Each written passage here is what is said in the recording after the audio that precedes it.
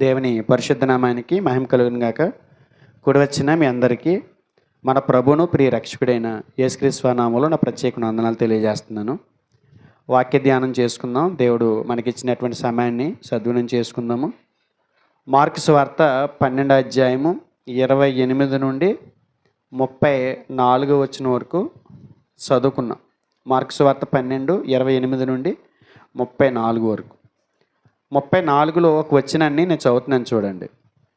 అతడు వివేకముగా ఉత్తరమిచ్చెనని యేసు గ్రహించి, నీవు దేవుని రాజ్యమునకు దూరముగా లేవని అతనితో చెప్పాను.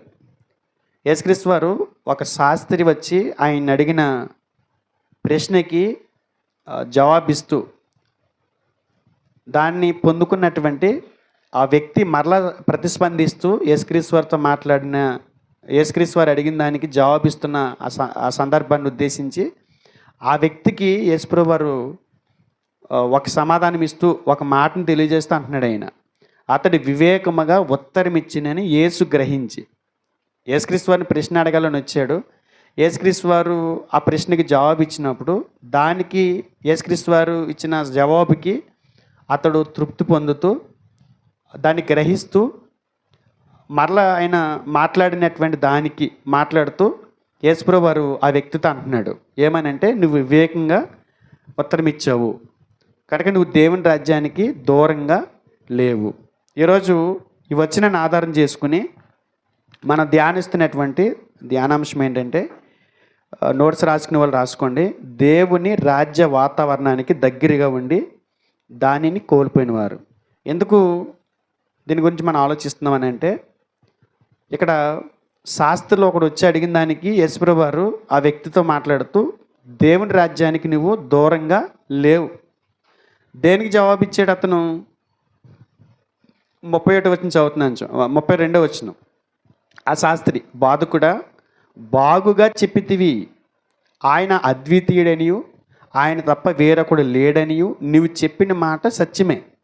పూర్ణ హృదయముతోను పూర్ణ వివేకముతోను పూర్ణ బలముతోను ఆయనను ప్రేమించుటయు, ఒకడు తన్ను వలె తన పొరుగువారిని ప్రేమించుటయు సర్వాంగ హోమములన్నిటికంటేను బలుల కంటేను అధికమని ఆయనతో చెప్పాను. ఆ శాస్త్రి యేసుక్రీస్తు వారితో మాట్లాడితే ఏమంటున్నాడు? దేవుడు అద్వితీయుడు, ఆయన తప్ప వేరొకడు లేడు. పూర్ణ హృదయంతో పూర్ణ వివేకంతో పూర్ణ బలముతో ఆయనను ప్రేమించటం, ఒకడు తన వలె తన పొరుగు వారిని ప్రేమించటం. ఈ 2 ఆజ్ఞలు నిబిడీకృతమై ఒక ఆజ్ఞలోనే జారీ చేయబడ్డాయి, ఒక ఆజ్ఞగానే కనపడుతున్నాయి. అలా చేయగలిగితే ఈ భూమి మీద సర్వాంగ హోమములన్నిటికంటే బలుల కంటే అధికమని ఆయన జవాబిచ్చాడు. ఈయన ఇచ్చిన ఆ ప్రతిస్పందనకి యేసుప్రభువు వారు అంటున్నాడు ఏమని, నువ్వు దేవుని రాజ్యానికి దూరంగా లేవు, దగ్గరగానే ఉన్నావు. అంటే దేవుని రాజ్య వాతావరణంలో ఎలాంటి పరిస్థితులు ఉంటాయో ఆ పరిస్థితులన్నీ కూడా ఆ వ్యక్తి యేసుక్రీస్తు వారి దగ్గర అప్పటికి లేకపోయినప్పటికీ అతను ఆలోచిస్తున్న విధానం కానీ, అతను నడుస్తున్నటువంటి విధానం కానీ, అతని తలంపులు కానీ, అతను ఇచ్చినటువంటి జవాబులో యేసుక్రీస్తు వారు అతను ఏ స్థితిలో ఉన్నాడు అన్నది తెలుసుకుని ఆయన అంటున్నాడు, నువ్వు దేవుని రాజ్య వాతావరణానికి దూరంగా లేవు. అంటే దేవుని రాజ్య వాతావరణాన్ని అనుభవించాలనేది దేవుని కోరిక. మనం ఏదైనా ఒక మంచి స్థలానికి వెళ్తూ ఉంటాం, సెలవులు వచ్చినప్పుడు, పిల్లలకి సెలవులు వచ్చినప్పుడు, లేకపోతే మనకి శరీరంలో లేకపోతే వ్యాపారాలను బట్టి పరిస్థితులు బట్టి అలసట కింద ఉన్నప్పుడు రిలీఫ్ కోసం ఎక్కడికి వెళ్తాం? ఒక మంచి ప్లేస్ చూసుకుని అక్కడికి వెళ్తాం. ఎందుకు వెళ్తాం ఆ ప్లేస్కి? ఆ ప్లేస్లో ఒక మంచి వాతావరణం ఉంటుందని, ఆ వాతావరణాన్ని మనం అనుభవించడానికి, ఆ వాతావరణాన్ని బట్టి మరల మనం రిలీఫ్ అవ్వటానికి కొన్ని ప్రాంతాలకు వెళ్తుంటాం. ఒక్కరు వెళ్ళక 4-5 గుంపుల కింద వెళ్తుంటారు. ఆ ప్లేస్కి వెళ్ళిన తర్వాత ఆ ప్లేస్లో మన ఆలోచన ఏంటి? ఎందు నిమిత్తం ఆ ప్లేస్కి వెళ్తున్నాం? అక్కడ వాతావరణం బాగుంటుందని, మన మనసు ప్రశాంతత వస్తుందని, రిలీఫ్ అవుతాం, మన సమస్యల నుంచి రిలీఫ్ అవుతామని ఆ ప్రాంతానికి వెళ్తుంటాం. ఆ ప్రాంతానికి వెళ్ళిన తర్వాత 4-5 కుటుంబాలు మాట్లాడుకుని ఆ ప్రాంతానికి వెళ్ళిన తర్వాత అందులో 1-2 వ్యక్తులు అక్కడికి వెళ్ళిన తర్వాత కూడా దిగాలుగా అనాలోచనతోటి హావభావాలు బట్టి మనకు తెలుస్తున్నది ఏంటంటే ఆ వాతావరణాన్ని కూడా వాళ్ళు అనుభవించలేని స్థితిలో ఉన్నప్పుడు మనం అంటాం ఎందుకు వచ్చే ఇక్కడికని. అంటే ఎలాంటి పీస్ఫుల్ స్థలానికి వచ్చిన తర్వాత కూడా నువ్వేం చేస్తున్నావు, అలాగే దిగాలుగా కూర్చుంటున్నావు.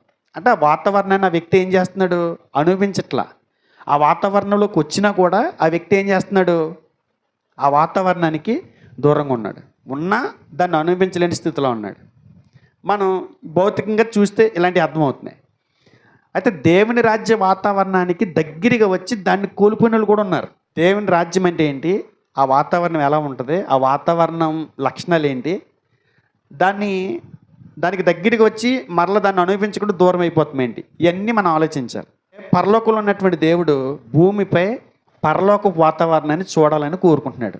దేవుడు ఉండే రాజ్యాన్ని ఈ భూమి మీద చూడాలనుకుంటున్నాడు. అక్కడ ఎలాంటి మానసిక ప్రశాంతత కలిగినటువంటి జీవులు ఆయన స్తుతిస్తూ ఉన్నాయో అలాంటి వాతావరణాన్ని ఆయన ప్రజల మధ్య చూడాలని కోరుకుంటున్నాడు. అలాంటి వాతావరణం మొదటి నుంచి కోరుకున్నాడు, ఏదైనా తోటల నుంచి కోరుకున్నాడు. కానీ అలాంటి వాతావరణాన్ని సాతాను అక్కడ ప్రవేశించి ఆ వాతావరణాన్ని పాడు చేశాడు. అది మొదలుకొని యేసుక్రీస్తు వచ్చేంత వరకు కూడా ఆ వాతావరణాన్ని దేవుడి భూమి మీద చూడలేకపోయాడు.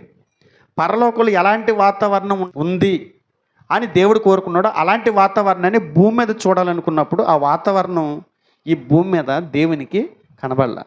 భయంకరమైనటువంటి పరిస్థితులు ఆయన చూస్తూ వచ్చాడు. కనుక ఆయన ఏం చేశాడని అంటే, ఆయన చిత్తం ఏంటి, పరలోకంలో వాతావరణం ఎలా ఉందో భూమి మీద కూడా అలాంటి వాతావరణాన్ని చూడాలని. ఆ చిత్తానికి వ్యతిరేకంగా జరుగుతుంది ఇక్కడ.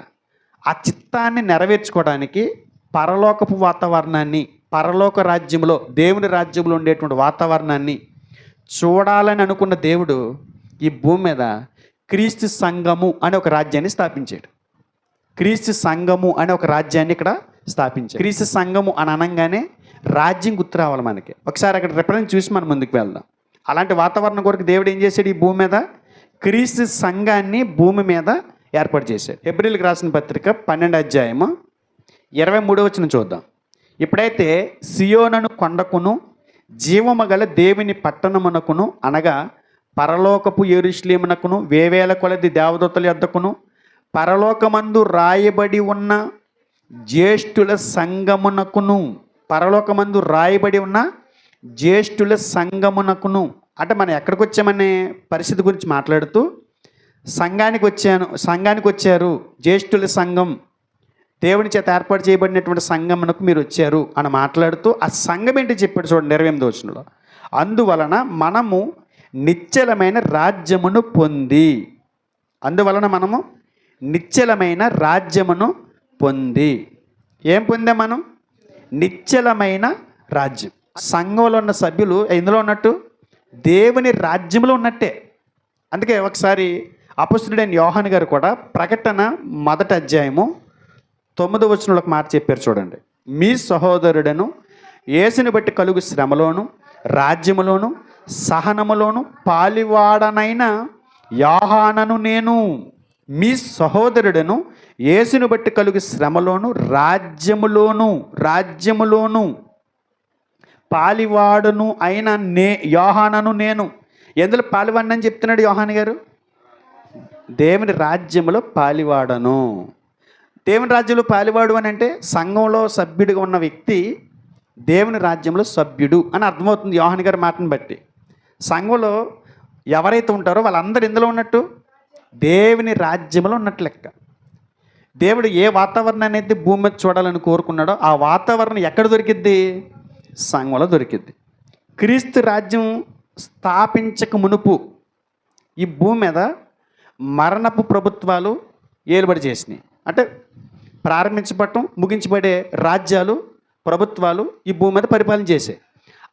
అలాంటి ప్రభుత్వాలు అలాంటి రాజ్యాల కింద దేవుడు కోరుకున్నటువంటి వాతావరణం దొరకలా. ఈ భూమి మీద చాలామంది రాజ్యాలు స్థాపించారు. అయితే అలాంటి రాజ్యాల కింద మనుషులు మానవ జాతి మగ్గిపోతూ వచ్చారు. ఆ రాజ్యంలో దేవుడు కోరినటువంటి వాతావరణం లేదు. దేవుడు కోరుకున్నటువంటి ఆ వాతావరణాన్ని ఏ రాజ్యము కూడా ఈ భూమి మీద మానవ ప్రభుత్వాలు చూపించలేకపోయినాయి. ఆ రాజ్యాలు మనకు కనబడింది ఏంటి, ఆ రాజ్యపు పరిధిలో ద్వేషాలు, అసూయ, వివిధములైనటువంటి వైషమ్యాలు, భేదములు, విరోధ భావాలు, ధనాపేక్ష, కాని మాటలు పలకటం లాంటి ఆ, వాతావరణంతో ఈ భూమి ఉన్నటువంటి మానవ ప్రభుత్వాలు కనపడుతున్నాయి. ఒక ప్రభుత్వం ఉందండి, ఒక పార్టీ ఉంది, ఆ పార్టీలో మనం కార్యకర్తలుగా ఉన్నటువంటి మనం ఒక ఒక 1000 మంది కార్యకర్తలు ఉన్నారనుకోండి, ఆ 1000 మందిలో చీలికలు, ఆ 1000 మందిలో వైషమ్యాలు, ఆ 1000 మందిలో విరుద్ధ భావాలు, ఆ 1000 మందిలో కుల ఫీలింగు, ఆ 1000 మందిలో పేద ధనిక తారతమ్యాలు, ఇలాంటివన్నీ మనకు కనబడతాయి. చూడండి, రాజ్యం ఒకటే, మా పార్టీ అని చెప్పుకుంటాం, కానీ సమయం వచ్చేసరికి ఆ వాతావరణాన్ని అనుభవించలేకపోతున్నాం. ఈ మానవ ప్రభుత్వాలు దేవుని రాజ్య వాతావరణం గురించి అనుభవించలేకపోయినాయి, చూపించలేకపోయినాయి. అందుగురించే దేవుడు ఏ వాతావరణం అయితే ఉండాలని కోరుకున్నాడో ఆ వాతావరణాన్ని దేవుని సంఘంలో చూడాలని క్రీస్తు వారి ద్వారా ఆ రాజ్యాన్ని ఇక్కడ స్థాపించారు. ఆ రాజ్యానికి సంబంధించి దేవుని రాజ్యం ఎలా ఉండాలని కోరుకున్నాడో చూస్తే ఆశ్చర్యమేస్తుంది. ఆ పాత నిబంధనలో ఒక పెద్ద ప్రవక్త ద్వారా దేవుడు మాట్లాడించినటువంటి ఒక మాట చూపిస్తాను మీకు. దేవుని రాజ్యము అని అంటే ఏంటి, దేవుని రాజ్య వాతావరణానికి దగ్గరికి వచ్చి దానికి దూరం అయిపోతాం ఏంటి అనేది మనకు అర్థం అవ్వాలంటే అసలు దేవుని రాజ్య వాతావరణం ఎలా ఉంటుంది, దేవుని రాజ్యము ఉందని అంటే ఆ వాతావరణ పరిస్థితులు ఎలా ఉంటాయి అనేది మనం అర్థం చేసుకోవడానికి యెషయా గ్రంథం 11వ అధ్యాయం 6వ వచనం దగ్గర నుంచి చూద్దాం.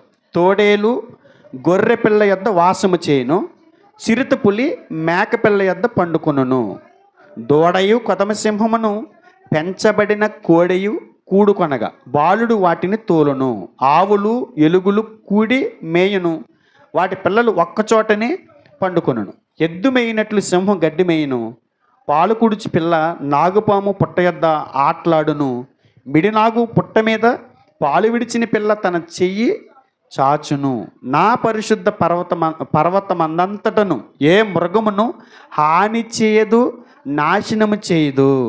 నా పరిశుద్ధ పర్వతమందంతట అంటే ఏంటో తెలుసా, దేవుని రాజ్యం.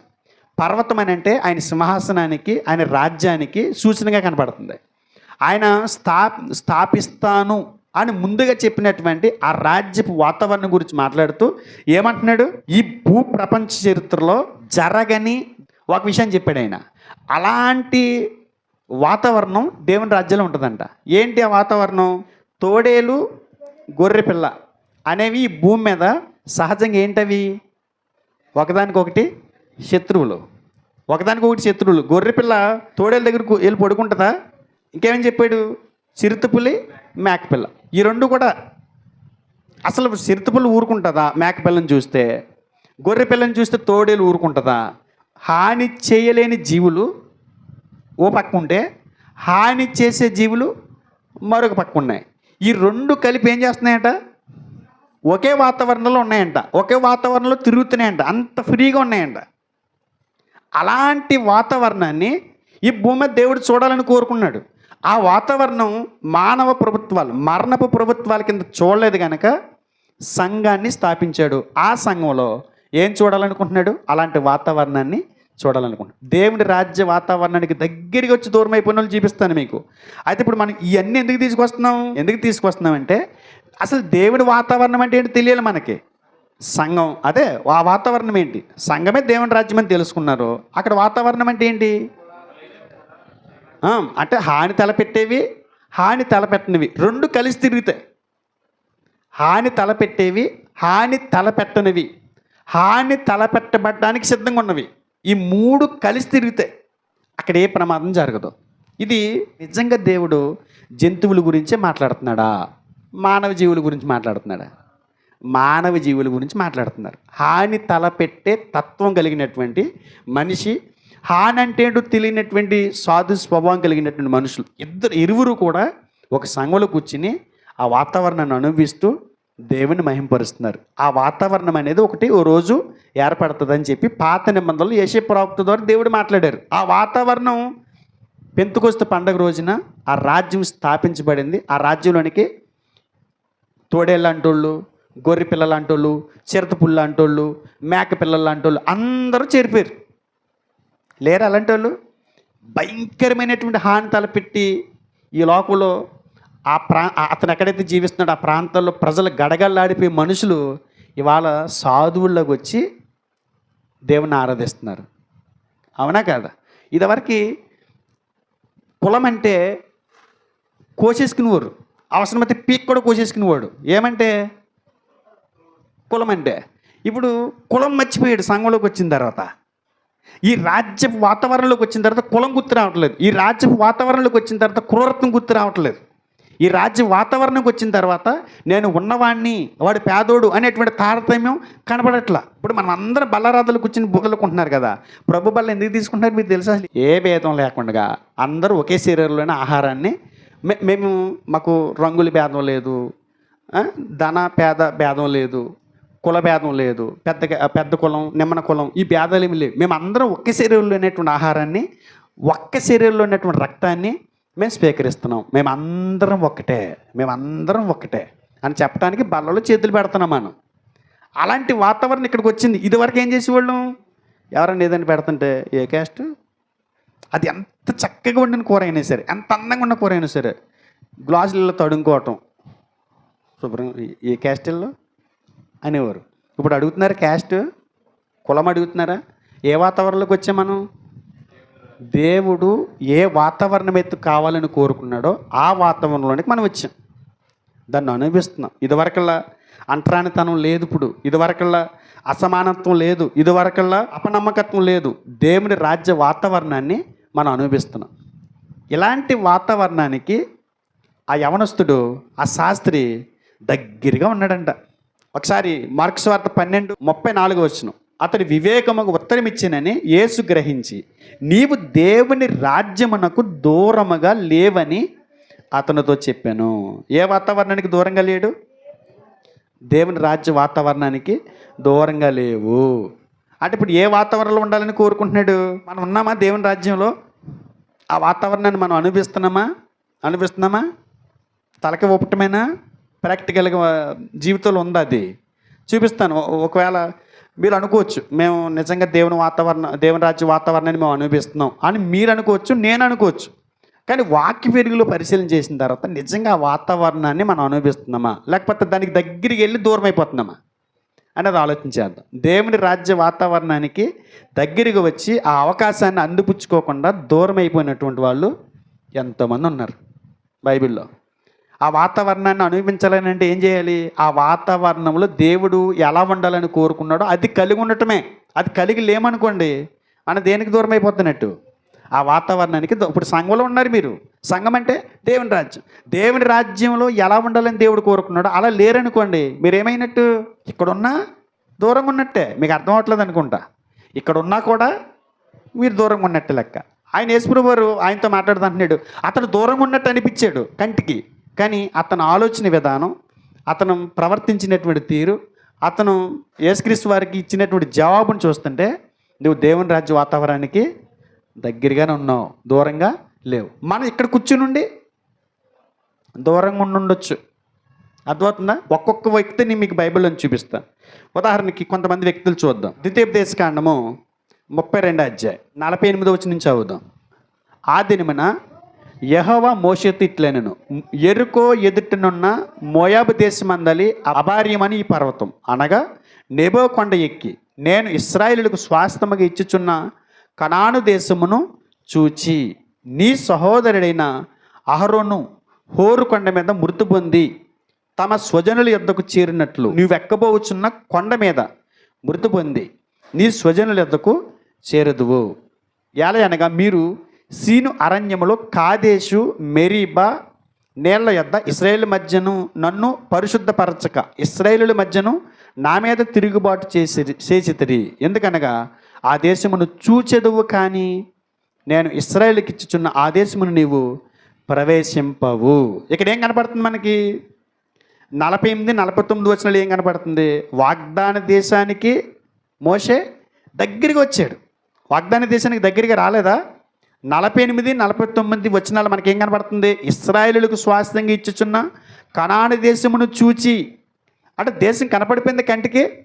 వాళ్ళు ఏదైతే 40 సంవత్సరాల నుంచి చూడాలని ఆశపడి బయలుదేరి ముందుకు వచ్చారో ఆ దేశం కళ్ళ ముందుకు వచ్చేసింది. ఎవరి కళ్ళ ముందుకి? మోషే గారి కళ్ళ ముందుకి. అయితే ఇక్కడ ఏం జరిగింది? చూడగలిగినంత దగ్గరికి వచ్చేసాడు ఆయన, కానీ వాగ్దాన దేశంలో ప్రవేశం కోల్పోయాడని చెబుతుంది. 52వ వచనంలో వాగ్దాన దేశంలో ప్రవేశించడానికి అవకాశం లేకుండా దాన్ని కోల్పోయాడు అని చెప్తుంది. ఎందుకు కోల్పోయాడు చెప్పాలి. దేవుని రాజ్య వాతావరణానికి దగ్గరికి వచ్చేసాడు, కానీ మోషే గారు లోనికి వెళ్ళటానికి అవకాశాన్ని కోల్పోయాడంట. ఎందుకని? కీర్తన 106:33 చూడండి. మెరీబ జలముల యొద్ద వారు ఆయనకు కోపం పుట్టించిరి, కావున వారి మూలముగా మోషేకు బాధ కలిగెను. 33 ఎట్లనగా వారు అతని ఆత్మ మీద తిరుగుబాటు చేయగా అతడు తన పెదవులతో కాని మాట పలికెను. పాలుతెన్నులు ప్రపంచ దేశంలోనికి ఎందుకు ప్రవేశపెట్టలేదు దేవుడు? 40 సంవత్సరాల ప్రయాస, 40 సంవత్సరాల సమస్తాన్ని విడిచిపెట్టేసాడు దానికోసం. ఎంతో కష్టపడ్డాడు యాత్రలో. కానీ మోషే గారు కళ్ళతో చూసేంత దగ్గరికి వచ్చి ఏం కోల్పోయాడు? కణాన్ని కోల్పోయాడు. ఎందుకు కోల్పోయాడు? ఆ వాతావరణాన్ని దగ్గరికి వచ్చేసాడు, కానీ దాన్ని కోల్పోయాడు. కారణం ఏంటంటారు? కాని మాట పలికాడంట. ఏ మాట? కాని మాట అంటే సంఖ్యాకాండంలో కనపడుతుంది మనకి. ద్రోహులారా అంటాడు. ద్రోహులారా అన్నదే కాని మాట అయితే మనం మాట్లాడే మాటలు ఏంటో. ఎన్ని మాటల పొద్దున లేచింది మొదలుకొని సాయంత్రం పడుకునే వరకు ఎన్ని మాటలు మాట్లాడతామో, ఎన్ని రకాలుగా మాట్లాడతామో, ఎన్ని పదాలు పలుకుతామో. దగ్గరికి వచ్చాడు వాతావరణానికి, దాంట్లో ప్రవేశించుకుంటూ ఆగిపోయాడు. దేవుడు ఆపేసాడు. కారణం ఏంటి? కాని మాట పలకటం. వాగ్దాన దేశంలో ప్రవేశాన్ని కోల్పోవటానికి ఆ నష్టాన్ని తీసుకొచ్చింది ఎవరు? కాని మాట. ఏమన్నాడు? ద్రోహులారా అన్నాడు. అసలు మనం మాట్లాడే మాటలు మంగళకత్తెలకి గీసేస్తాయి, గీతకత్తెలుగా ఎముకలు కట్ చేసుకుంటూ వెళ్ళిపోతాయి. ఎన్ని మాటలు మనం ఏం మాట్లాడుతుందో మనకు అర్థమవుతుంది ఎప్పుడైనా? రకరకాలుగా మాట్లాడి ఉంటాం, ఎన్నో రకాల మాటలు మాట్లాడి ఉంటాం. కానీ ఎక్కడున్నానని చెబుతున్నాం? దేవుని రాజ్యాల సభ్యులు మేము అంటాం. దేవుని రాజ్య వాతావరణానికి దగ్గరికి వచ్చాం, కానీ చిన్న కాని మాట పలికి ఆ వాతావరణాన్ని కోల్పోయినటువంటి మోషే కంటే దారుణం అయిపోతాం మనం. మోషే గారి చిన్న మాటే మన మాటలైతే ఎక్కడికో వెళ్ళిపోతాయి. ఒకసారి చూడండి, మత్తయి సువార్త. నోటి మాట ద్వారా ఎలా పడితే అలా మాట్లాడడానికి మనం దేవుని రాజ్య వాతావరణంలో ఉన్నాం కనుక దాన్ని గుర్తించాలి. మత్తయి సువార్త 12:36 నేను మీతో చెప్పినది ఏమనగా మనుషులు పలుకు వ్యర్థమైన ప్రతి మాటను గూర్చియు విమర్శ దినమున లెక్క చెప్పవలసి ఉండును. మనుషులు పలుకు వ్యర్థమైన ప్రతి మాటను గూర్చి విమర్శ దినాన్ని ఏం చేయాలి? లెక్క చెప్పాలంట. నీ మాటలను బట్టి నీతిమంతుడివని తీర్పు పొందుదువు, నీ మాటలను బట్టియే అపరాధమని తీర్పు పొందుదువు. అంటే మనం నీతిమంతులమా అపరాధులమా దేన్ని బట్టి తేలుస్తాడంట? మన మాటని బట్టి అంట. విమర్శ దినాన్న మనం ఏం చేయాలట? దేవునికి లెక్క చెప్పాలంట. లెక్క దేని గురించి? అయ్యో ఈ రకంగా లెక్క పెట్టుకుంటే దానికి లెక్కలు చెప్పడానికి సరిపోద్దాం మన సొంతంతా అక్కడ. దేనికి? ఈ మాటకి ఎన్ని మాటలు మాట్లాడుతుంటామో, పెద్ద చిన్న ఉన్నదో, భార్య భర్త ఉండదో, తల్లిదండ్రులు పిల్లలని ఉండదో, ఏయో నోటుకొచ్చిన మాటలు మాట్లాడేస్తుంటాం. అవతలు గుండెల్ని గాయం చేసే మాటలు మాట్లాడుతుంటాం. లేనిపోని అన్నీ కల్పించి మాట్లాడుతుంటాం. మన కంటితో చూడకపోయినా కూడా వాళ్ళు అలాంటి వాళ్ళు ఇలాంటి వాళ్ళు అని చెప్పి మన నోటితో మాట్లాడుతుంటాం. లేనిపోని నిందలు ఈ నాలుగుతోనే వేస్తుంటాం.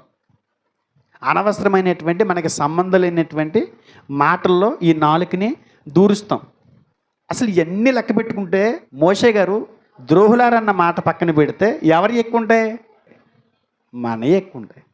అందు గురించి పేతురు గారు ఒక మాట అన్నాడు చూడండి. పేతురు రాసిన మొదటి పత్రిక 3:10 జీవముని ప్రేమించి మంచి దినములు చూడగోరువాడు చెడ్డ దాన్ని పలకకుండా తన నాలుకను, కపటపు మాటలు చెప్పకుండా తన పెదవులను కాచుకోవాలి. మనం మంచి రోజులు చూడాలంటే ఏం చేయాలంట? చెడ్డ మాటలు పలకకుండా మన నాలుకని, కపటపు మాయ మాటలు చెప్పకుండా మన పెదవుల్ని కాచుకోవాలంట. ఏ రోజులు చూస్తాం? మంచి రోజులు చూస్తాం. మంచి రోజులు చూడాలి, దేవుని రాజ్య వాతావరణాన్ని అనుభవించాలి అని అంటే ఏం చేయాలి? నోటిని కాచుకోవాలి. మోషే గారు చిన్న పొరపాటే కదా అని అనుకుని ఉండొచ్చు. ద్రోహులారా, అది కూడా నేను 32 వచనం చూపించాను. అదే కీర్తన 106 32 వచనం చూసాం. 32 వచనం ఏముంది? ఆయనకి విసుగు పుట్టించేసారు వాళ్ళు. అది కూడా ఎప్పుడు మాట్లాడాడు? ఇప్పుడు ఇలా పెట్టేసుకుని, గుండెలు ఇలా పెట్టేసుకుని వాళ్ళందరూ వచ్చేసి మీదకి వచ్చేసి దమ్ముంటి కొట్టు అని ఇలా మీద పడిపోతుంది. ఏం చేస్తాడు? ఆయనకి విసుగు పుట్టించేశారు, బాగా విసుగు పుట్టించేశారు. 40 సంవత్సరాలు ఆ పడతానే ఉన్నాడు ఆ బాధ. ఆఖరిగా చిన్న మాట బరస్ట్ అయ్యాడు. ఆ మాట కూడా ఏంటి? ద్రోహులారా. అది మనకి చిన్నదై ఉండొచ్చు, ద్రోహులారా అన్న పదం. దేవునికి చాలా పెద్దది. ద్రోహి అని చెప్తే నరకాగ్నికి లోనవుతామని చెప్పాడు మత్తయి సువార్త 5 యేసుప్రభువు వారు. ద్రోహి అని చెప్తే సాధారణమైన విషయం కాదు, నరకానికి పోతాం అన్నాడు. అంటే ఏ వాతావరణాన్ని మనం కోల్పోతాం? దేవుని రాజ్య వాతావరణాన్ని మనం కోల్పోతాం. అంటే నేను అడుగుతున్నాను, ఆ వాతావరణాన్ని నువ్వు అనుభవిస్తున్నావా? అనుభవిస్తే దేవుని రాజ్యంలో సభ్యుడు ఎలా ఉంటాడు? ఒకసారి ఆలోచించండి. ఇప్పుడు ఒక మంచి సభ్యులు ఉన్నటువంటి వాతావరణాన్ని మనం అనుభవిస్తున్నప్పుడు నీ మాటలు ఎలా ఉండాలి? వాతావరణం అనుభవించేవాడు ఎలా ఉంటాడు? ఎలా మాట్లాడతాడు? చాలా జాగ్రత్తగా తన పెదవులు కాచుకుంటాడు, తన నాలుకని కాచుకుంటాడు. కానీ చాలామంది ఈ రకంగా లెక్క పెట్టుకుంటే, ఈ రకమైన ఈ ఆలోచనతోటి మనం ఆలోచిస్తే ఆ వాతావరణం దగ్గరికి వచ్చి వెళ్ళిపోయిన వాళ్ళు చాలామంది ఉంటారు. ఆ వాతావరణాన్ని అనుభవించగలుగుతున్నామా మనం? దేవుని రాజ్య వాతావరణంలో ఎలా ఉండాలి? మన మాటలు స్పష్టంగా ఉండాలి, మన మాటలు నిదానించి మాట్లాడాలి. కానీ ఏది పడితే అది మాట్లాడతాం, ఎలా పడితే అలా మాట్లాడతాం. విమర్శ దినాన దేవునికి లెక్క చెప్పుకునే స్థితి తెచ్చుకుంటాం. ఆ వాతావరణాన్ని ఈ భూమి మీద కోల్పోతాం. అందుకే అంటాడు, నువ్వు దేవుని రాజ్య వాతావరణానికి దగ్గరగా ఉన్నావు అన్నాడు. అదే మాట మనల్ని మాట్లాడాల్సి వస్తే నువ్వు మాట్లాడిన మాటలను బట్టి ఆయన అంటాడు, దేవుని రాజ్య వాతావరణానికి దగ్గరికి వచ్చావు కానీ నువ్వు దాన్ని కోల్పోయావు అంటాడు. ఏం చేశాడు మోషే గారు? కాని మాట పలికి వాగ్దాన దేశంలో ప్రవేశం కోల్పోయాడు. మీకు భయం అనిపించట్లేదా? వాక్యం వింటున్నాం అనుకుంటున్నాను నేను. ఏదో చెప్తున్నారు పాస్టర్ గారు, మేము వింటున్నాం అనుకుంటున్నారు. నాకైతే భయం పుడుతుంది. మన నోటిని ఎలా జాగ్రత్త చేసుకోవాలని అనిపిస్తుంది. ఏది పడితే అది మాట్లాడడానికి లేదు. దేవుని రాజ్యాన్ని కోల్పోవటం అంటే మాటలా? దేవుని రాజ్యాన్ని కోల్పోవటం అంటే సరదా మనకి? ఒకసారి మీరు ఆలోచించుకొని ఆత్మవిమర్శ చేసుకోండి. ఎన్ని మాటలు మాట్లాడుంటామో. నా భర్తని ఎన్ని అన్నానో అని వీళ్ళు, నా భార్యని ఎన్ని మాట్లాడినానని మీరు, మా అమ్మ నాన్న ఎన్ని మాట్లాడినానని చెప్పి పిల్లల్ని ఎన్ని గాయపరిచే మాట్లాడానని తల్లిదండ్రులు, సేవకుని ఎంత గాయం చేశానని విశ్వాసులు ఎంత గాయం చేశానని సేవకుడు. ఇవన్నీ ఆలోచించుకుంటుంటే ఎవరు ఆ వాతావరణాన్ని అనుభవిస్తున్నారో ఆలోచించండి. యేసుప్రభువు వారిని అడిగితే ఆయన అంటాడు, నువ్వు దేవుని రాజ్యానికి దగ్గరికి వచ్చి మీరు కోల్పోతున్నారా అంటాడు. మీరు కోల్పోతున్నారంటాడు. దేవుడు పరలోకంలో ఎలాంటి వాతావరణం ఉండాలని కోరుకుని ఈ భూమి మీద సంఘాన్ని అనే రాజ్యాన్ని స్థాపించి ఆయన సంకల్పాన్ని మన ద్వారా నెరవేర్చుకోవాలనుకుంటున్నాడో దాన్ని మనం కోల్పోకూడదు. తర్వాత మనం ముందుకు వెళ్తే ఇంకొక వ్యక్తిని చూద్దాం. మార్కు సువార్త 10వ అధ్యాయం 17 నుండి 22వ వచనం వరకు చదువుతాను చూడండి. ఆయన బయలుదేరి మార్గమున పోవచ్చుండగా ఒకడు పరిగెత్తుకుని వచ్చి ఆయన ఎదుట మోకాళ్ళుని, సద్బోధకుడా, నిత్య జీవమునకు వారసుడొకటకు నేనేమి చేయుదును అని ఆయనని అడిగాను. ఒక యవనస్తుడు యేసుక్రీస్తు వారి ఎదుట మోకాళ్ళుని, నిత్య జీవానికి నేను వారసుని అవ్వాలనుకుంటున్నాను, నేను ఏం చేయాలి అని అడుగుతున్నాడు. దానికి యేసుప్రభువు వారు చెప్తున్నారు చూడండి, నన్ను సత్పురుషుడని ఎలా చెప్తున్నావు? దేవుడు అక్కడే కానీ మరి ఎవడున్న సత్పురుషుడు కాడు. నరహత్య చేయవద్దు, వ్యభిచరింపవద్దు, దొంగెలవద్దు, అబద్ధ సాక్ష్యం పలకవద్దు, మోసపుచ్చవద్దు, నీ తల్లిదండ్రులను సన్మానింపుము అని ఆజ్ఞలు నీకు తెలియను కదా అని అతనితో చెప్పాను. అందుకే అతడు బాధకుడా, బాల్యం నుండి ఇవన్నీ అనుసరించుచూనే ఉంటేనని చెప్పాను. ఇది బాల్యం నుంచి చేసేస్తున్నాను ప్రభువా, ఇది కొత్తదేం కాదు నాకు. పాలు విడిచినప్పటి నుంచి నేను ఇవన్నీ చేసేస్తున్నాను. ఇవన్నీ నాకు వెన్నతో పెట్టిన విద్య. 20వ వచనం. యేసు అతన్ని చూసి అతన్ని ప్రేమించి, నీకు ఒకటి కొదవగా ఉన్నది. ఏంటి? నీకు ఒకటి కొదవగా ఉన్నది. నీవు వెళ్ళి నీకు కలిగి ఉన్నవన్నీ అమ్మి బీదలకిమ్ము, పరలోకమందు నీకు ధనము కలుగును, నీవు వచ్చి నన్ను వెంబడించమని చెప్పాను. ఇది ఆ వాతావరణం దగ్గరకంటే వచ్చాడు, కావాలని కోరుకున్నాడు. కానీ యేసుక్రీస్తు వారి మాటకి ఏం చేశాడు చూడండి. అతడు మిగులు ఆస్తి గలవాడు కనుక ఆ మాటకు ముఖము చిన్నబుచ్చుకొని దుఃఖపడుచు వెళ్ళిపోయాను. మిగులు ఆస్తి గలవాడు కనుక అంటే ఎక్కువ ఆస్తి ఉంది కాబట్టి వదులుకోలేకపోయాడనా? అంటే తక్కువ ఆస్తి ఉంటే పోన్లే మనకున్నదంతా అని వదిలొచ్చేస్తారు అన్నట్టుగా చెప్తున్నాడు ఆయన. అంటే ఇక్కడ విషయం ఏంటంటే వదులుకునే మనస్తత్వం మనిషికి లేదు. ఇక్కడ ధనవంతుడైన యవనస్తుడు ఏం చేస్తున్నాడు? నిత్య జీవానికి వారసుడు కావాలని కోరుకున్నాడు. కానీ అతనికి ఏముంది? ఒకటి. ఎన్ని కొత్తగా ఉన్నాయి? ఒకటి. అతన్ని ఆటంకపరిచింది ఏంటంటే తన ఆస్తి తన నిత్య జీవాన్ని అడ్డుగా ఉంది. తన ఆస్తి వలన ఏం కోల్పోయాడు?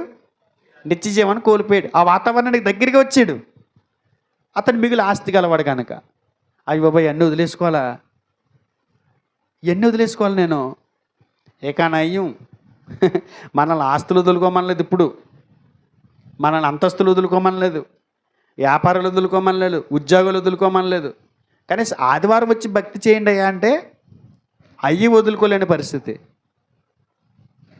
ఇతను ఆటంకపరిచింది ఏది? తన ఆస్తి తన నిత్య జీవానికి అడ్డంగా ఉంది. ఆస్తిని వదులుకోలేక ఏం వదులుకున్నాడు? నిత్య జీవాన్ని వదులుకున్నాడు. ఆ వాతావరణాన్ని అనుభవించగలుగుతున్నాడు. వచ్చి దేవుని రాజ్య వాతావరణానికి వచ్చాడు. కావాలని కోరుకున్నాడు, ప్రత్యేకంగా కోరుకున్నాడు. ప్రభు ఆ వాతావరణం నాకు కావాలి, ఆ నిత్య జీవం అనేది నాకు కావాలి, ఆ రాజ్యాన్ని నేను అనుభవించాలని కోరుకున్నాడు. యేసుప్రభు వారు చెప్పాడు, సరే అయితే నీకు కొదవగా ఉంది ఒకటి, అది వదిలేసుకుంటే ఈ వాతావరణాన్ని నువ్వు అనుభవించగలుగుతావని చెప్పాడు. ఏంటని అడిగాడు. నీకున్నదంతా అమ్మి పేదలకు ఇచ్చేసి నన్ను వెంబడించి అన్నాడు. చాలు చాలే అన్నాడు. ఏమన్నాడు? చాలు చాలే, నమస్కారం, బాయ్ బాయ్ అన్నాడు. అంటే ఏంటి అర్థం? వచ్చిన ఆ వాతావరణాన్ని అనుభవించడానికి దూరం అయిపోతున్నారు. ఆయన కాని మాట పలికి ఆ వాతావరణాన్ని కోల్పోయాడు. ఈయన ఉన్నది వదులుకోవటానికి ఇష్టం లేక దాన్ని కోల్పోయాడు. మీకు అర్థం చేసుకోండి. ఇతను అతనికి ఆస్తి ఉంది కాబట్టి దేవుణ్ణి అనుసరించడానికి ఇష్టం లేదు. దేవుణ్ణి అనుసరించడానికి ఆస్తి వడ్డా, దేని వెంబడించడానికి అంతస్తులడ్డా? అంటే అబ్రహాం ధనవంతుడు కాదా? అబ్రహాం ధనవంతుడేనా? ఇసాకు, యోసేపు, మరి వాళ్ళందరికీ అడ్డురాని ఈ ఆస్తి, ఆ వాతావరణానికి అడ్డురాని ఈ ఆస్తి ఇతనికి ఎందుకు అడ్డొచ్చింది? అంటే ఇతను ఆస్తి కోసమే బతుకుతున్నాడు, ఆ ఆస్తుల కోసమే బతుకుతున్నాడు. ధనవంతుడు పరలోకం వెళ్ళడని చెప్పట్లేదు. ధనవంతుడు పరలోకంలో ప్రవేశించుట దుర్లభం అన్నాడు, కష్టం అన్నాడు. ఒంటే సూది బెజ్జలైన దూరుతుంది కానీ ధనవంతుడు పరలోకానికి వెళ్ళటం సాధ్యం కాదన్నాడు. ఎందుకనంటే ధనం బతకడానికి ఉపయోగించుకుంటే పర్వాలా, ధనం కోసమే బ్రతికితే మాత్రం ప్రమాదం అని చెప్తున్నాడు. మనం ఈ వాతావరణాన్ని అనుభవిస్తూ దేవుడు మనకి ఇచ్చిన దాన్ని దేని కొరకు వాడాలో, ఎలా వాడాలో, ఎంతవరకు వాడుకోవాలో తెలియగలిగితే ఆ వాతావరణాన్ని అనుభవిస్తున్నట్టు లెక్క. కానీ ఇప్పుడు చాలామంది అసలు దేవుడిని నమ్మేదే దేని కొరకు? డబ్బు కొరకు. అక్కడికి వెళ్తే అది వస్తుందంట, ఇక్కడికి వెళ్తే ఉద్యోగం వస్తుందంట, అక్కడికి వెళ్తే వ్యాపారం బాగుంటుందంట, ఇక్కడికి వెళ్తే 4 రూపాయలు కలిసి వస్తాయంట. అసలు దేవుడిని నమ్మేదే డబ్బు కోసం. అయితే నువ్వు డబ్బు వదిలి రమ్మంటే ఎలా కుదురుతుంది? యేసుక్రీస్తు వారికి అది తగునా? ఆ మాట అంటాం. నీ ఆస్తులు అమ్మేసుకుని రమ్మంటాడా? అది అయ్యో ఎంత దారుణం. నువ్వు దేవుని రాజ్య వాతావరణాన్ని అనుభవించాలంటే మాత్రం నీకేది కొదవగా ఉందో దాన్ని వదిలొచ్చేసే. ఇతనికి ఏది కొదవగా ఉంది? ఆస్తి. వాతావరణాన్ని దగ్గరికి వచ్చాడా? కావాలని కోరుకున్నాడా? ఇప్పుడు మీలో చాలామంది రాలేదా కావాలని? ఆ వాతావరణం అనుభవించాలని రాలేదు ఇక్కడికి. కానీ ఏది అడ్డొచ్చింది ఇప్పుడు? ఆ వాతావరణం అనుభవించకుండాను ఆస్తి అడ్డొచ్చింది. ఇందాక కాని మాట అడ్డొచ్చింది. ఏంటి పరిస్థితి? మన పరిస్థితి ఏం చేయాలి? ఆ వాతావరణం అనుభవించాలంటే ఇక్కడికి వచ్చి కూర్చున్నా కూడా దేన్ని అనుభవించలేకపోతున్నాం. దేవుని రాజ్యం ఎలా ఉండాలని దేవుడు కోరుకున్నాడో దాన్ని అనుభవించలేకపోతున్నాం. దేవుని రాజ్యంలో కాని మాటలు పలికే వాళ్ళు ఉండరు. దేవుని రాజ్యంలో డబ్బు కోసం పాకులాడే వాళ్ళు ఉండరు, ఆస్తుల కోసం పరుగులు పెట్టే వాళ్ళు ఉండరు. నువ్వు ఇలా చేస్తున్నావని అంటే నువ్వు ఇంకా ఆ వాతావరణానికి దూరంగా ఉన్నావు. దేవుడు ఏ రాజ్యం అయితే నీ నుంచి కోరుకున్నాడు ఆ రాజ్యాన్ని నువ్వు అనుభవించలేకపోతున్నావు అని చెప్తున్నాడు. ఆ వాతావరణానికి దగ్గరికి వస్తున్నారు, ఏం చేస్తున్నారు? మళ్ళీ వెంటనే వెనక్కి వెళ్ళిపోతున్నారు. ఇదే ధనవంతుడు యవనస్తుడు, నేను ధనవంతుడు చేసింది అదే. ఒకసారి తిమోతికి రాసిన మొదటి పత్రిక 6వ అధ్యాయము 10వ వచనం చూడండి. తిమోతికి రాసిన మొదటి పత్రిక 6వ అధ్యాయం 10వ వచనం. ఎందుకనగా ధనాపేక్ష సమస్తమైన కీడులకు మూలము. ఎందుకనగా ధనాపేక్ష సమస్తమైన కీడులకు మూలము. కొందరు దానిని ఆశించి విశ్వాసం నుండి తొలగిపోయి నానా బాధలతో తమను తామే పొడుచుకునిరి. నానా బాధలతో తమను తామే పొడుచుకున్నారంట. దేన్ని అపేక్షించి? ధనాన్ని అపేక్షించి కొందరు తొలగిపోయారంట విశ్వాసంలో నుంచి. కీర్తన 62:10 చూడండి. కీర్తన 62:10. మనం అనుకునేది ఒకటి, దేవుడు చెప్పేది ఒకటండి.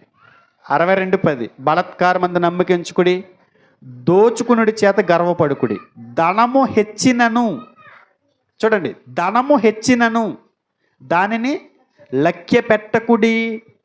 62:10 ఏమంటున్నాడు? ధనము హెచ్చినను దానిని లక్ష్య పెట్టకుడి. దేని లక్ష్య పెట్టద్దు అంటున్నాడు?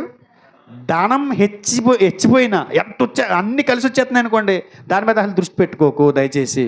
ఎందుకని? నీ ధనం, నీ కలిమి నీ జీవమునకు మూలము కాదు. నువ్వు బ్రతుకున్నావంటే డబ్బు కాదు, నువ్వు బ్రతుకున్నావంటే నీ ఆస్తి కాదు, నువ్వు బ్రతుకున్నావని అంటే నీ పితరులు ఇచ్చినటువంటి స్వాస్థ్యం కాదు. నువ్వు బ్రతుకున్నావు అని అంటే దేవుడే మూలం. అవి చూసుకుని దేవుడికి దూరం అయిపోతావేమో, ఆ వాతావరణం కోల్పోతావేమో, ఆ రాజ్యపు వాతావరణాన్ని నువ్వు అనుభవించలేకపోతావేమో. అందు గురించే ఆయన అంటున్నాడు, ఒకరి జీవము దేని వల్ల బ్రతుకుతుంది? దేవుని వలన. లోకసువార్త 12వ అధ్యాయము 13వ వచనంలో ఒక మాట కనబడుతుందండి. ఆ జనసమూహంలో ఒకడు వచ్చి యేసుక్రీస్తు వారిని అడుగుతున్నాడు, బోధకుడా, పిత్రార్జితములో నాకు పాలు పెంచిపెట్టవాలని నా సహోదరునితో చెప్పమని ఆయన అడిగారు. గొడవ జరిగిపోతుందండి ఇద్దరు అన్నదమ్ములకే. అలా గొడవ జరిగిపోతుంటే ఆ సహోదరుడు వచ్చి ఇంకో అడుగుతున్నాడు, ప్రభువా, మా పితరులు ఆస్తి ఇచ్చారు, ఆస్తి పంచిపెట్టమని మా వాడిని అడగవా, ఒకసారి ఇచ్చేస్తే మేము ఏదో చేసుకుంటాం అన్నట్టుగా అడుగుతున్నాడు. ఆయన అంటున్నాడు, ఓయి, మేమేదో తీర్పరిగానైనను పంచిపెట్టువానిగానైనను నన్ను ఎవడు నియమించాను అని అతనితో చెప్పాను. మరి ఆయన వారితో, మీరు ఏ విధమైన లోభమునకు ఎడమియక జాగ్రత్త పడుడి. ఎందుకంటే ఒకని కలిమి విస్తరించుట వాని జీవమునకు మూలము కాదు. ఒక వ్యక్తి బ్రతుకుతున్నాడు అని అంటే, జీవం కలిగి ఉన్నాడు అని అంటే అది అతని కలిమిని బట్టి కాదు. నువ్వు ఆరోగ్యం ఉన్నావని అంటే, నువ్వు సమృద్ధి కలిగి ఉన్నావనంటే, నువ్వు సంపూర్ణంగా నీ భార్య బిడ్డలతో సంతోషంగా ఉండగలుగుతున్నావు అంటే కారణం ఏంటంటే నీ డబ్బో, నీ ఆస్తో, నీ కలిమో కాదు. కేవలం దేవుడే నిన్ను పోషిస్తున్నాడు, దేవుడే నిన్ను అలా ఉంచుతున్నాడు. ఆ వాతావరణాన్ని నువ్వు అనుభవించడానికి ఆ ధనం కనుక నీకు అడ్డుగా ఉంటే, ఆ కలిమి కనుక నీకు అడ్డుగా ఉంటే, ఆ ఆస్తి అడ్డుగా ఉంటే దాన్ని వదిలి రా, ఆ వాతావరణాన్ని అనుభవించని చెప్తున్నాడు. అతడు మిక్కిలి ఆస్తి కలివాడు కనుక ఏం చేశాడు? వదిలి వెళ్ళిపోయాడు. ఏం కావాలని వచ్చాడు? నిత్య జీవం కావాలని వచ్చాడు, దేవుని రాజ్యం కావాలని వచ్చాడు. దేవుని రాజ్యంలో కదా నిత్య జీవం కలిగి ఉండేది. మనం ఎలా ఉన్నామో ఒకసారి ఆలోచించండి. ఏం జరుగుతుంది ఇక్కడ?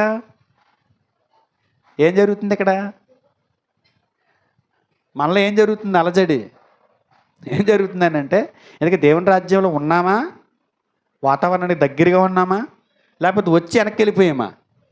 అంటే ఇక్కడే ఉన్నాంలే, ఇక్కడ లేమని అంటలే, ఇక్కడే ఉన్నాం, కానీ ఆ వాతావరణాన్ని అనుభవించలేము. వెళ్ళాం కదా అక్కడికి, ఫస్ట్ ఎక్కడికి 4-5 కుటుంబాలు ఆహ్లాదకరమైన వాతావరణానికి వెళ్ళాం, కానీ అక్కడ ఉన్నా కూడా ఆ వాతావరణాన్ని వాళ్ళు అనుభవించలేకపోతున్నారు. దగ్గరగా ఉన్నామనుకున్నారు, ఆ ప్రాంతంలో నివసిస్తున్నాం అనుకున్నారు, ఆ ప్రాంతంలో గడుపుతున్నాం అనుకున్నారు, కానీ ఆ వాతావరణాన్ని వాళ్ళు అనుభవించట్లా. సంఘంలో సభ్యులు కూడా అంతే, దేవుని రాజ్యంలో ఉన్నామనుకున్నారు, కానీ ఆ వాతావరణానికి దూరంగా ఉన్నారు. యోహాను సువార్త 12వ అధ్యాయము 34 నుండి 43 వరకు ఒక సందర్భం కనపడుతుందండి. అక్కడ యూదుల అధికారులు కనపడతారు. అక్కడ యూదుల అధికారులు కనపడతారు. 34 నుండి 43 వరకు. 36 వచనం చూడండి ఒకసారి. మీరు వెలుగు సంబంధులగునట్లు మీకు వెలుగుండగానే వెలుగునందు విశ్వాసం ఉంచుటని వారితో చెప్పాను. అక్కడ కొంతమంది వచ్చారండి యూదుల అధికారులు. వారి నుంచి యేసుక్రీస్తు వారు ఏం ఆశిస్తున్నాడు? వెలుగు సంబంధాలుగా ఉండేందుకు వాళ్ళకి అవకాశం ఇస్తున్నాడు. వెలుగుండగానే ఏముండమంటున్నాడు ఆయన? వెలుగునందు విశ్వాసం ఉంచమని వాళ్ళు హెచ్చరించబడ్డారు ఆయన చేత. 36 వచనంలో అదే కదా కనపడింది. మీకు వెలుగుండగానే మీరు వెలుగు సంబంధుల వల్ల నడవండి, వెలుగునందు విశ్వాసం ఉంచండి. వారిని హెచ్చరించాడు. 42 వచనం చూడండి. ఆయనను అధికారులలో కూడా అనేకులు ఆయన విశ్వాసం ఉంచిరి. ఆయనను అధికారులలో కూడా అనేకులు ఆయనందు విశ్వాసం ఉంచిరి. యూదుల అధికారుల్లో యేసుక్రీస్తు వారికి హెచ్చరికను తీసుకుని అనేకులు ఆయనందు విశ్వాసం ఉంచిరి. కానీ అనందా కానీ మరేం జరిగింది? సమాజంలో నుండి వెలివేయుదురేమో అని పరిసయ్యులకు భయపడి వారు ఒప్పుకొనలేదు. అధికారులు అనేకలు ఆయన విశ్వాసం ఉంచారు, కానీ వారిని అభ్యంతరపరిచింది ఏంటి? 43 వచనాలు చెప్పాడు. వారు దేవుని మెప్పు కంటే మనుషుల మెప్పుని ఎక్కువగా అపేక్షించిరి. వారిని అభ్యంతరపరిచింది ఏది? మనుషుల మెప్పు కావాలంట. ఏ మెప్పు కావాలంట వాళ్ళకి? మనుషుల మెప్పు. మనుషుల మెప్పు చూసుకుని ఏం వదిలేసారు వీళ్ళు? దేవుని రాజ్యాన్ని వదిలేసుకున్నారు. యేసునందు విశ్వాసం ఉంచండి, వెలుగునందు విశ్వాసం ఉంచండి అని ఆయన చెప్తుంటే యూదుల అధికారులు చేసింది ఏంటి? వెలుగులో నడాలని వచ్చారు, ఆ వెలుగు సంబంధాలు ఉండాలని కోరుకున్నారు. కానీ ఏం జరిగింది? ఏ మెప్పు కావాలి వీళ్ళకి? మనుషుల మెప్పు కావాలంట. మనుషుల మెప్పు. మనుషుల మెప్పు మనకి ముప్పు, అంతేనా? మనుషుల మెప్పు మనకు ముప్పు అండి. మనుషులు పరలోకం ఎవరండి? మనకి పరలోక రాజ్యంలోకి నడిపించేది మనుషులు కాదండి. మన బంధువులు కాదు, మన ఇరుగు పొరుగు వారు కాదు, మన స్నేహితులు కాదు. వాళ్ళు ఎన్నో చెప్తారు. అంటే నువ్వు కూడా నమ్మేసుకున్నావు, నువ్వు కూడా దిగిపోయావా ఎందులోకి? ఈడేమో బురదలో ఉంటాడు, ఆడేమో గోతులో ఉన్నాడు. గోతుల నుంచి పైకి ఎక్కేసి ఏమంటున్నాడు? నువ్వు కూడా దిగిపోయావా ఎందులోకి? మతంలోకంట. అసలు బైబిల్లో మతం అనే కంటెంటే ఉండదు. యేసుక్రీస్తు వారి బోధలు కానీ కొత్త నిబంధన బోధలు మతానికి సంబంధించినటువంటి వివరాలు ఉండవు. మనిషి ఎలా బతకాలో, కుటుంబాన్ని ఎలా కట్టుకోవాలో, సమాజంలో ఎలా బతకాలో, నైతిక విలువలు ఎలా పాటించాలో, సమాజం పట్ల ఎలాంటి బాధ్యతలు కలిగి ఉండాలో దైవగ్రంథం చెప్తారు తప్ప మతానికి సంబంధించి ఏం చెప్పదు. కానీ వీళ్ళేమంటున్నారు? నువ్వు కూడా దిగిపోయావా? అయ్యి బాబు నువ్వు కూడా దిగిపోయావంటారని చెప్పేసి ఈడేం చేస్తున్నాడు? అయితే నేను కూడా అక్కడ దిగిపోయావంటే ఆల్రెడీ దిగిపోయినోడు మాట్లాడుతుంటే ఈ ఎక్కేవాడు ఏం చేస్తున్నాడు? దిగిపోయి అక్కడే ఉండి నేను దిగలను అయితే ఆల్రెడీ దిగిపోయి ఉన్నాడు. దిగిపోయి వెళ్ళి పైకి ఎత్తడానికి ఆయన చూస్తున్నాడు. మనుషుల మెప్పు ఇలా ఏం చేసింది? దేవుని రాజ్యానికి దూరం చేసింది. యూదుల అధికారులు ఆశపడ్డారు, కానీ జరిగిందేంటి? వాళ్ళు దేవుని మెప్పు కంటే మనుషుల మెప్పు అపేక్షిస్తున్నారంట. నిజంగా మనం ఎవరి మెప్పు కోరుకుంటున్నాం చెప్పండి? ఎవరి మెప్పు కావాలి మనకి? రే నువ్వు శబాస్రా అని ఎవడో చెప్తే నీకు ఇష్టం, అంటే దేవుడు చెప్తే నీకు అవసరంలా. ఎవరి మెప్పు కావాలి? దేవుని మెప్పు కావాలి. మనం ఎవరి మెప్పు కోరుకుంటాం? అలా మనుషుల మెప్పు కోరుకున్న వాడు ఎప్పటికీ దేవుని రాజ్య వాతావరణానికి దగ్గరగా రాలేడు. మనుషులు మెప్పే కదా ఇవాళ మనం ఆదివారం మాని ఏదైనా చేయగలుగుతున్నామంటే ఏంటి అర్థం? ఆదివారం ప్రార్థనకు రాకుండా ఏదైనా చేయగలుగుతున్నామంటే ఏంటి అర్థం? ఎవరి మెప్పు కావాలి మనకి? అయ్యో వాళ్ళు ఏమని అనుకుంటారేమో, వాళ్ళు ఊరుకోరేమో అంటే ఏ మెప్పిది? వాళ్ళ మా అయ్యో వాళ్ళ అని అనిపించుకోవాలి. ఎవరు మెప్పిది? మనుషుల మెప్పు మనకి చాలా ప్రమాదాలకు నెట్టేస్తుంది. మనుషుల మెప్పు కొరకు దేవుని మెప్పుని మనం పోగొట్టుకోకూడదు. దేవుని రాజ్య వాతావరణాన్ని మనం కోల్పోకూడదు. వస్తున్నారు, అందరూ వస్తున్నారు, కానీ ఆ వాతావరణాన్ని అనుభవించలేకపోతున్నారని యేసుక్రీస్తు వారు చెప్తున్నారు. మనుషుల మెప్పులు చూసుకునేవాడు ఎవరి మెప్పుని పక్కన పెడతాడు?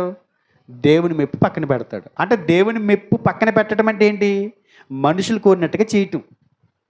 ఒకసారి అపోస్తలుడైన పౌలు గలతీకి పత్రిక రాస్తా ఆయన ఏమన్నాడు చూడండి. చాలామంది ఆయనకి దూరం అయిపోయే పరిస్థితి వచ్చింది.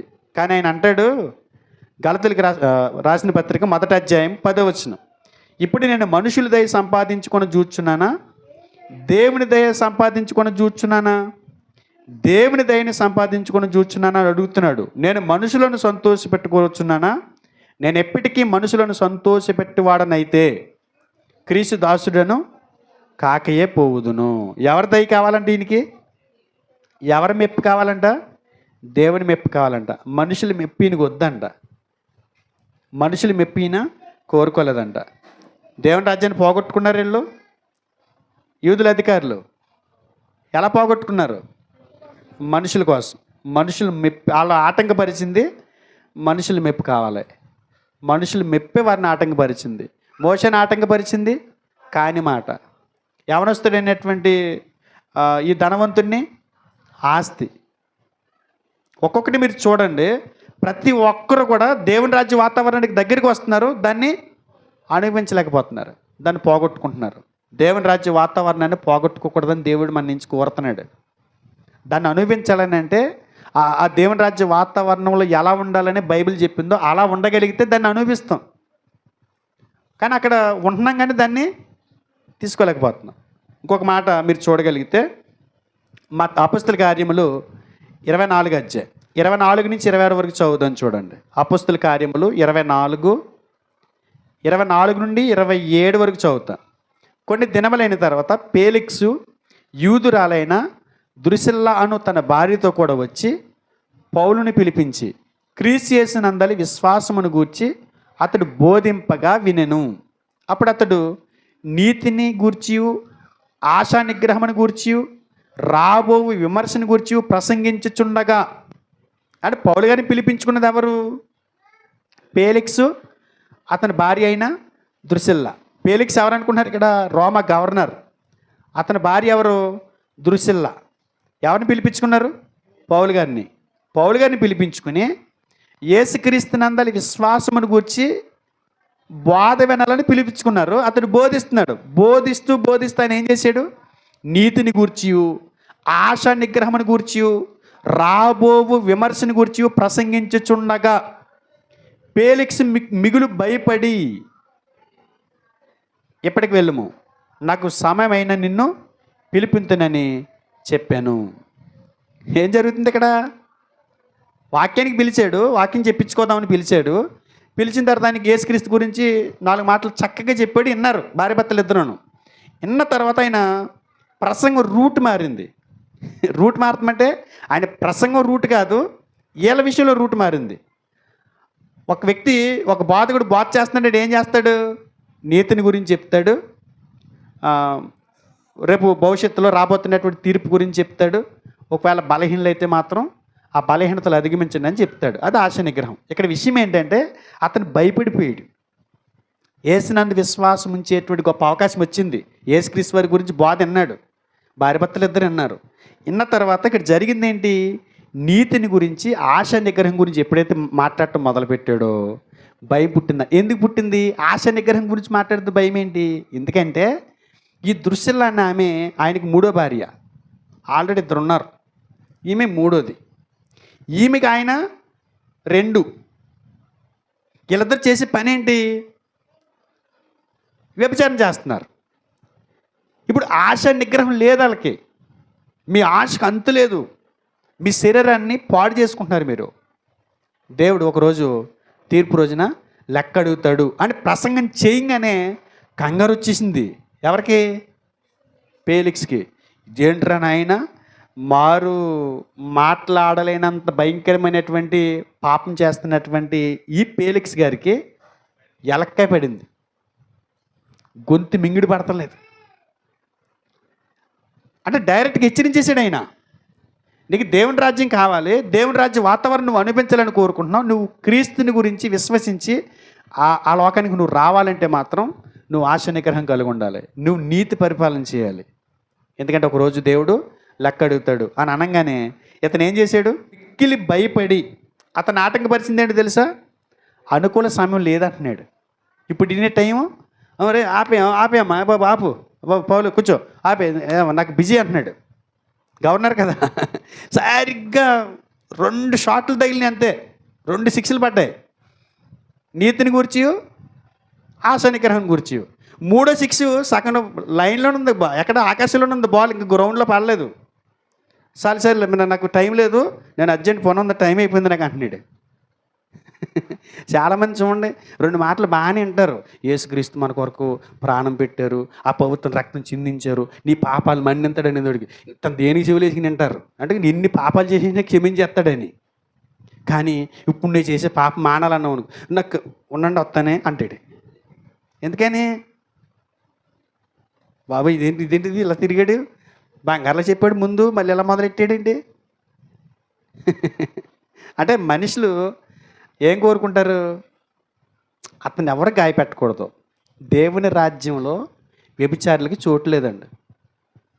దేవుని రాజ్యంలో వ్యభిచారులు ఉండరు, వ్యభిచారం చేసేవాళ్ళు ఉండరంట. ఒకసారి చూడండి, కొరింథీయులకు రాసిన మొదటి పత్రిక 6వ అధ్యాయము 9వ వచనం. అన్యాయస్తులు దేవుని రాజ్యమునకు వారసులు కానేరని మీకు తెలియదా? మోసపోకుడి, జారులైనను, విగ్రహారాధకులైనను, వ్యభిచారులైనను, ఆడంగితనం గలవారైనను, పురుష సంయోగులైనను, దొంగలైనను, లోబులైనను, త్రాగుబోతులైనను, దోషకులైనను, దోచుకుని వారైనను దేవుని రాజ్యమునకు వారసులు కానేరరు. అంటే యేసునందు విశ్వాసం ఉంచి దేవుని రాజ్యంలోకి చేర్చబడి గొప్ప అవకాశాన్ని ఇతను ఏం చేశాడు? కోల్పోయాడు. మంచి సువర్ణ అవకాశాన్ని పోగొట్టుకున్నాడు. వాస్తవానికి పౌలు గారు చెప్పిన ఈ ప్రసంగం విని అతడు ఎలా స్పందించాలి? సహోదరుడా, ఇప్పుడు నేను ఏం చేయాలి అని అడగాలి ఆ ప్రసంగం విన్న తర్వాత. కానీ ఈయనేమంటున్నాడు? నాకు అర్జెంట్ పని ఉంది, సమయం లేదు, ఇక్కడ తాపేసే అంటున్నాడు. అంటే అతనికి తేళ్ళు జెర్లు పాకేస్తున్నాయి. ఎవరికి? ఫేలిక్స్కి. ఆ పక్కన దృశ్యాల్లో గిలుతున్నట్టుంది. ఆపిమనైన్ సరే, ప్రజలందరూ వింటున్నారు, మన భాగవతం అంతా బాగా ఇస్తున్నారు అనుకుంటారు వాళ్ళు. ఆపిమను ఆపే ఆపే ఆపే ఆపే ఆపే అన్నాడు. అంటే నిజం మాట్లాడితే నిష్ఠూరం కింద ఉంటుంది. ఇప్పుడు ఒక అత్తగారి గురించి మాట్లాడుతున్నామండి, కోడల్ని ఎలా ప్రేమిస్తున్నావు, కోడలు నువ్వు చూస్తున్నావు, అలా చూస్తున్నావు అనేది అడిగి అత్తగారికి ఏమొచ్చేద్ది? బాబు ఇలా పట్టుకున్నాడు ఏంటి ఈయన, ఆపెత్తే బాను, ఈ మా కోడలు వేరుగా అర్థం చేసుకుంటుందేమో, బాగా ఇచ్చాడు పాస్టర్ గారు మా అత్తగారికి అనుకుంటుందేమో అని. కోడల గురించి మాట్లాడుతున్నాం అనుకో, అయ్యి బాబు మా అత్తగారికి ఇంటి ఇచ్చేస్తున్నాడు ఈయన, మా అత్తగారికి బలం ఇచ్చేస్తున్నాడు ఈయన, ఆవిడ కంగారు పడిపోయి ఆపెత్తే బాగుంది ముక్క, ఇక్కడతో ఆపెత్తే బాగుంది టాపిక్. లేరా? కానీ దేవుని రాజ్యంలో మాత్రం చోటు కావాలి, దేవుని రాజ్యంలో మాత్రం భక్తి చేసేయాలి, ఆ వాతావరణాన్ని అనిపించాలి పూర్తిగా. దేవుని రాజ్యంలో అలాంటి వాళ్ళకి చోటు ఉండదు. అలాంటి వాళ్ళు ఆ వాతావరణానికి దూరంగా ఉన్నట్టే లెక్క. దేవుని రాజ్యం వాతావరణం ఎలా ఉంటుందో తెలుసా? ప్రశాంతంగా ఉంటుంది. ఆ వాతావరణంలో ఎలాంటి వైలెన్స్ కలిగి ఉండలేరు. ఇలాంటి వైలెన్స్ కలిగినటువంటి అత్తగారు, ఇలాంటి వైలెన్స్ కలిగినటువంటి కోడలు, ఇలాంటి వైలెన్స్ కలిగినటువంటి వ్యభిచారులు వీళ్ళు ఉండరు. వాడు ఎవడైనా సరే అదే చెప్తున్నాడు. దేనికి కోల్పోయారు వాళ్ళు? మంచి సువర్ణ అవకాశం, రక్షణ పొందేటువంటి సువర్ణ అవకాశం. అతను భయంకరమైనటువంటి పాపపు జీవితానికి సంబంధించి దాన్ని వదలటానికి ఇష్టపడక, ఆ ధనవంతుడు ధనాన్ని వదులుకోవడానికి ఇష్టపడక, ఇలాంటి పరిస్థితులు. కానీ మనం అనుకుంటున్నాం దేవుని రాజ్యంలోని సభ్యులుగా ఉన్నామనుకుంటున్నాం. దేవుని రాజ్యంలో ఏం చూడలేదు. ముగించుకుందాం. ఎఫెసీయులకు రాసిన పత్రిక 5వ అధ్యాయము, ఎఫెసీయులకు రాసిన పత్రిక 5వ అధ్యాయము 5వ వచనం చూడండి. వ్యభిచారి అయినను, అపవిత్రుడైనను, విగ్రహారాధకుడై ఉన్న లోబి అయినను, క్రీస్తు యొక్కయు దేవుని యొక్కయు రాజ్యమునకు హక్కుదారుడు కాడని సంగతి మీకు నిశ్చయముగా తెలియను. ఎవరు హక్కుదారుడు కాదు? విగ్రహారాధకుడై ఉన్న లోబి అంటే పిసినారుడు, అపవిత్రుడు, వ్యభిచారి, పైన చెప్పాడు కదా చూసారా 4వ వచనంలో, బూతులు, డబల్ మీనింగ్ డైలాగులు అంటే సరసోక్తులు, పోకిరి మాటలు, ఇవన్నీ మీకు తగదు. ఎందుకంటే ఇలాంటి వాళ్ళు దేవుని రాజ్య వాతావరణాన్ని కోల్పోతారు. దేవుని రాజ్య వాతావరణానికి దగ్గరికి వచ్చి ఇలాంటివన్నీ చేసామనుకోండి వెనక్కి పంపించేస్తాడు. దేవుని రాజ్య వాతావరణంలో మనం ఉన్నట్టు కదా. ఏం చేసినా నువ్వు సంఘంలో ఉన్నా కూడా ఆ వాతావరణాన్ని నువ్వు అనిపించట్లా, ఆ వాతావరణాన్ని నువ్వు కోల్పోయావు, ఆ వాతావరణాన్ని నువ్వు కోల్పోయావు. దగ్గరికి వచ్చి కోల్పోయావు. ఆ ఆ వ్యక్తితో శాస్త్రితో ఏమన్నాడు యేసుక్రీస్తు వారు? నువ్వు దేవుని రాజ్యానికి దగ్గరగా ఉన్నావు. అతను ప్రవర్తన యేసుప్రభువు వారు చూశారు. దేవుని రాజ్య వాతావరణం ఇలాంటి వాళ్ళదే అనుకున్నాడు ఆయన. ఇలాంటి వాళ్ళే ఉండే వాతావరణం అది అనుకున్నాడు ఆయన. కానీ ఇలాంటి వాళ్ళని చూసి, అరే మీరు దేవుని రాజ్యానికి సంబంధించిన వాళ్ళు కాదు, అక్కడికి వెళ్ళిపోవలసిన వాళ్ళు అంటాడు మనల్ని చూస్తే. అర్థమవుతుందా? అర్థమైపోయిందా? అర్థమవుతుందా? దేవుని రాజ్య వాతావరణంలో ఎలాంటి వ్యక్తులకి చోటు ఉండదో, కాని మాటలు పలికే వాళ్ళకి ఎలా పడితే అలాగా చిన్న పెద్ద లేకుండా అందరిని ఒకే రకంగా ఒకే నోటుతో ఒకే విధంగా మాట్లాడేటువంటి వాళ్ళకి రెండు ఆస్తులు అంతస్తులు అవే ప్రాధాన్యం అనుకుంటూ అయ్యే జీవితం అనుకుంటూ దేవుడే జీవానికి మూలమని గుర్తించకుండా ఇష్టానుసారంగా బ్రతుకుతూ తర్వాత మనుషుల మెప్పును కోరుకుంటూ దేవుని మెప్పుతో పని లేకుండా మనుషులు వాళ్ళు ఏమనుకుంటున్నారు, వీళ్ళు ఏమనుకుంటున్నారు, వాళ్ళకేంటి వీళ్ళకేంటి, వాళ్ళు ఏమని అనుకుంటారేమో అనుకుని భక్తి జీవితాన్ని వదిలేసుకుంటే తర్వాత వ్యభిచారం చేస్తూ ఆశ నిగ్రహం కలిగి ఉండకుండా ఆశను నిగ్రహించుకోకుండా ఈ లోకంలో బ్రతుకుతూ దేవుని సంఘంలో నుండి బ్రతుకుతూ ఆ వాతావరణాన్ని అనుభవిస్తున్నామని అనుకుంటే కనుక మనం పొరపాటు చేసినట్టే. దేవుడు మన నుంచి కోరుకునేది ఏంటంటే దేవుని రాజ్య వాతావరణానికి దగ్గరగా ఉండి దాన్ని కోల్పోకూడదు, దాన్ని మనం అనుభవించాలి. ఒక పార్టీలో ఉన్నారనుకోండి, ఆ పార్టీకి ఒక రూల్స్ ఉంటాయి. ఆ కార్యకర్తలు ఆ రూల్స్ని అతిక్రమించకూడదు. ఆ రూల్స్ పాటిస్తేనే ఆ పార్టీలో సభ్యుడిగా ఉంటాడు. లేదనుకోండి రాంగ్ వెళ్ళింది అనుకోండి ఇన్ఫర్మేషన్, ఇక్కడుండి ఆ పార్టీ తరఫున మాట్లాడుతున్నాడంట, ఇక్కడుండి ఆ పార్టీ వాళ్ళకి సపోర్ట్ చేస్తున్నాడంట, ఇక్కడుండి కార్యకర్తలని అక్కడికి వెళ్ళొద్దు ఇక్కడికి వెళ్ళొద్దు అంటున్నాడంట అని చెప్పి ఇన్ఫర్మేషన్ వెళ్ళింది అనుకోండి, ఆ పార్టీ ఏం చేస్తుంది? అతన్ని సస్పెండ్ చేస్తుంది. ఇందులో ఉండి నువ్వు వేరే దాంట్లో పనిచేస్తే, ఇందులో ఉండి ఆ పార్టీ రూల్స్ని పాటించకపోతే, నువ్వు దేవుని రాజ్యంలో ఉండి దేవుని రాజ్య సంబంధిగా నువ్వు ఉండకుండా కులాలు చూసుకుని పేద ధనిక చూసుకుని తారతమ్యాలు చూసుకుని గొప్పోడు చిన్నోడని తారతమ్యాలు చూసుకుని ఇవన్నీ చూసుకుంటే ఆ వాతావరణంలో ఉన్నా కూడా నువ్వు దాన్ని అనుభవించినట్టు కాదు. అర్థం చేసుకుంటారు అనుకుంటున్నా. మళ్ళీ ఒకసారి యూట్యూబ్లో అప్లోడ్ చేస్తాం కాబట్టి వినండి. అలాంటి వాతావరణాన్ని మనం కోల్పోకూడదని దేవుడు కోరుకుంటున్నాడు. ఆ వాతావరణాన్ని అనుభవించడం అని అంటే దేవుని రాజ్యం మనకి ఎలాంటి నైతిక విలువలు నేర్పించిందో, ఎలా ఉండాలని కోరుకుందో, దేవుడు ఎలాంటి రాజ్యాన్ని ఈ భూమి మీద చూడాలని కోరుకున్నారో అలాంటి జీవితాలు మనం జీవిస్తూ ఆ వాతావరణాన్ని మనం ఈ స్థానిక సంఘంలో చూపించగలగాలి. మనం నివసిస్తున్నటువంటి ప్రాంతాల్లో మనం ఆ వాతావరణాన్ని చూపించగలగాలి. అప్పుడు దాన్ని మనం అనుభవిస్తున్నట్లు లెక్క. కానీ దగ్గరగా ఉండి మనం దూరంగా ఉన్నట్టుంది. కొంతమంది దూరంగా ఉంటారు, రాజ్య వాతావరణానికి దగ్గరగా బ్రతుకుతూ ఉంటారు. ఇది దౌర్భాగ్యం అంది. ఉన్నవాడేమో దూరం అయిపోతున్నాడు, దూరంగా ఉన్నవాడేమో దగ్గరగా ఉంటాడు. ఆలోచించండి ఒకసారి. దేవుడు అలాంటి మంచి ఆలోచన మీలో పుట్టించాలని, ఈ వాక్యానికి లోబడి దాని ప్రకారం బ్రతకడానికి కావాల్సినటువంటి పరిశుద్ధాత్మనికి సహాయాన్ని మెండుగా అనుగ్రహించాలని కోరుకుంటూ ఈ మాటలు ముగిస్తున్నాను. చిన్న ప్రార్థన చేసుకుందాం.